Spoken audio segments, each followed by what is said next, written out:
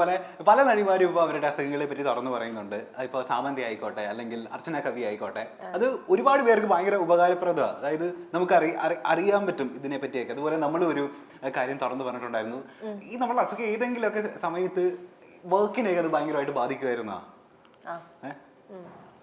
വർക്കിനെ ബാധിക്കാൻ പറഞ്ഞാൽ ഒന്നാമത് പെയിൻ, അൺപ്രഡിക്റ്റബിൾ പെയിൻ, എപ്പോഴാ പെയിൻ വരാന്നൊന്നും പറയാൻ പറ്റില്ല. പിന്നെ പീരിയഡ്സ് ആവുന്ന സമയത്ത് എക്സ്ട്രീം പെയിൻ, അപ്പം മെഡിക്കേഷൻ എടുത്തില്ലെങ്കിൽ I should be aware. Medicine കയ്യിലില്ലെങ്കിൽ പണിയാണ് അത്. അപ്പോൾ ഞാൻ ഹോർമോണൽ ടാബ്ലറ്റ്സ് കുറേ നാൾ കഴിച്ചിട്ടായിരുന്നു. അപ്പോൾ ഹോർമോണൽ ടാബ്ലറ്റ്സിന്റെ കാരണം ഉണ്ടാകുന്ന മൂഡ് സ്വിങ്സ് അത് കൺട്രോൾ ചെയ്യാൻ പറ്റുന്നില്ല, ആൾക്കാരുടെ അടുത്ത് മിണ്ടാൻ പറ്റുന്നില്ല. അപ്പോൾ imagine when you are going to a set where there are so many people, അവിടെ ആൾക്കാരുടെ അടുത്ത് മിണ്ടാൻ പറ്റുന്നില്ല. എന്താ കാരണം എന്ന് വെച്ചാൽ എനിക്ക് പറയാൻ അറിയണ്ട എന്താ കാരണം എന്ന്. അപ്പൊ അങ്ങനത്തെ മാനസികമായിട്ടുള്ള ബുദ്ധിമുട്ടുകൾ ഉണ്ടായിരുന്നു.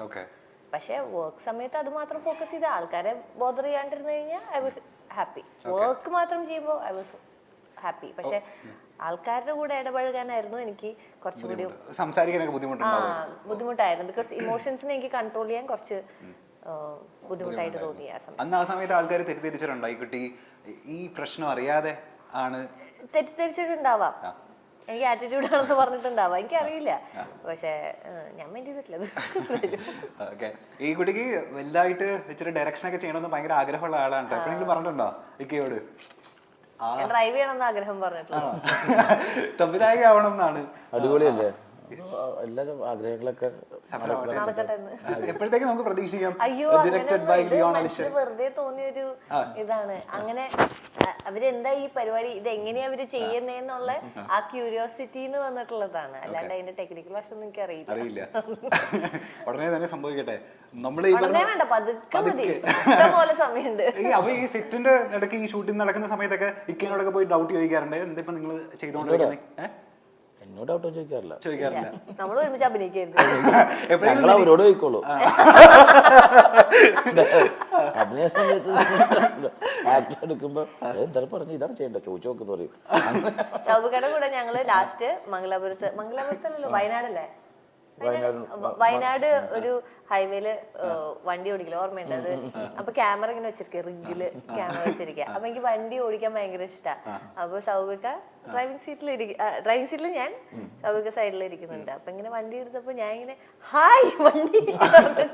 അപ്പൊ അന്ന് എന്റെ അടുത്ത് പറഞ്ഞു നീ ഒരു വണ്ടി മേടിക്ക് എന്ന് പറഞ്ഞു. എന്നിട്ട് ഞാൻ വണ്ടി മേടിച്ചു. കണ്ടു അടിപൊളി ഞാൻ പോളോ ആണ് മേടിച്ചത്. അത് എന്റെ അടുത്ത് ലെക്സസ് മേടിക്കാനാണ് പറഞ്ഞത്.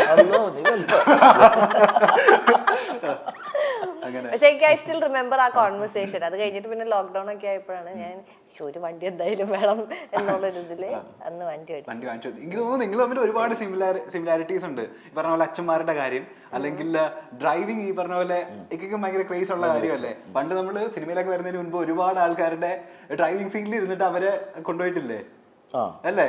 ഒട്ടുമിക്ക ആൾക്കാരുടെ കൂടെ ഭയങ്കര ഇഷ്ടമാണ്. അവിടെ പോകുമ്പോ പണ്ട് എന്നെ വിളിക്കും. കുറച്ചും കൂടി എന്താ പറയാ പറഞ്ഞിട്ടുണ്ട്.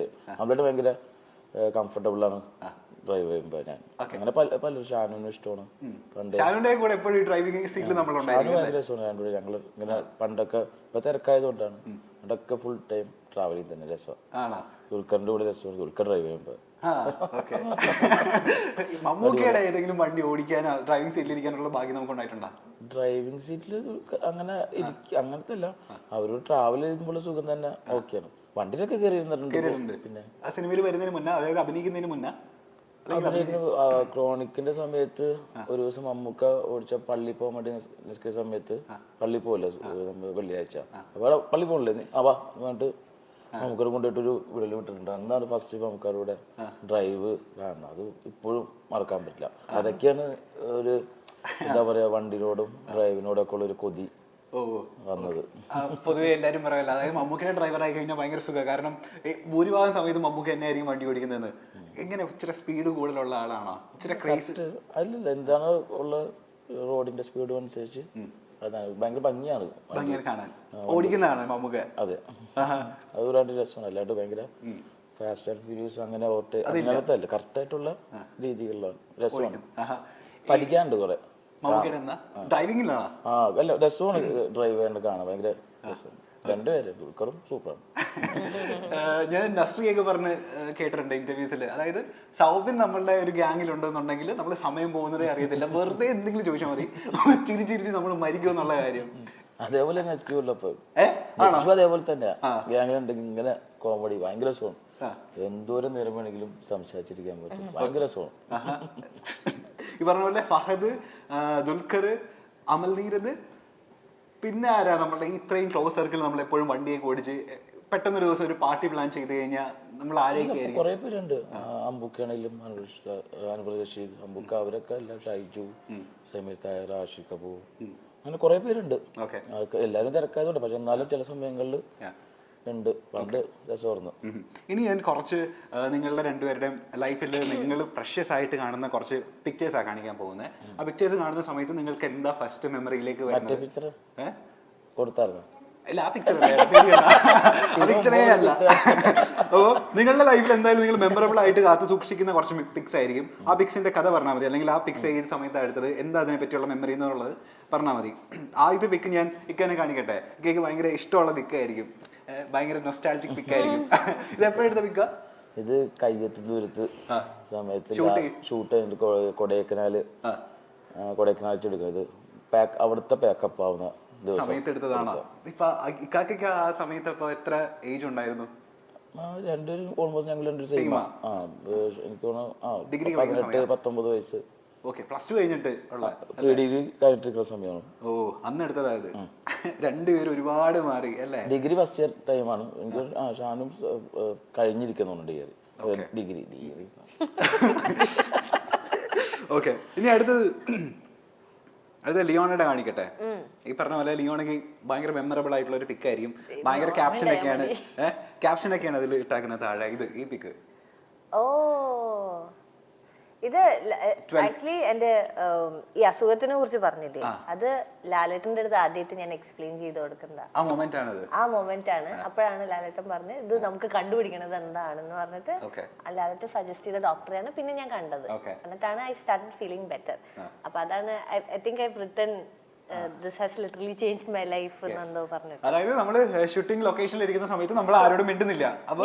ആരോടും ഞാൻ അല്ല മിണ്ടുമൊക്കെ ചെയ്യും. ഇറ്റ്സ് ലൈക്ക് മൂഡ് സ്വിങ്സ് ആണ്. ഇടയ്ക്ക് മിണ്ടും, ഇടയ്ക്ക് പറ്റില്ല, ഇടയ്ക്ക് അപ്പൊ ഞാൻ ഒറ്റയ്ക്കാണ് എന്നുള്ളൊരു അങ്ങനത്തെ ഒരു. പക്ഷെ ലാലേട്ടൻ ഗോട്ട് ടു നോ ദാറ്റ് എനിക്ക് എന്തോ ഒരു ഈ ഹെൽത്ത് കണ്ടീഷൻ ഉണ്ട്. അപ്പോ എൻ്റെ അടുത്ത് മാറ്റി നിർത്തിയിട്ട് സംസാരിച്ചതാ. ഷോർട്ടിനിടയ്ക്ക് ഇങ്ങനെ ഒരു മിനിറ്റ് ഒരു കാര്യം പറയാനുണ്ടെന്ന് പറഞ്ഞിട്ട് എന്നെ മാറ്റി നിർത്തിയിട്ട് ഞങ്ങൾ പോയിരുന്ന് സംസാരിച്ചതാണ്.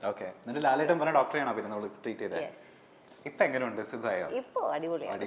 മലയാള സിനിമയ്ക്ക് സുപരിചിതരായ 2 താരങ്ങളുടെ മക്കളാണ് സൗബിനും ലിയോണയും. ലിയോണയുടെ അച്ഛനെ നമുക്ക് ആർക്കും അറിയാത്തതല്ല. രണ്ടുപേരും സിനിമയിൽ അറിയപ്പെടുന്ന താരങ്ങൾ തന്നെ. മലയാളത്തിലെ നടനും സംവിധായകനും കൂടിയാണ് സൗബിൻ.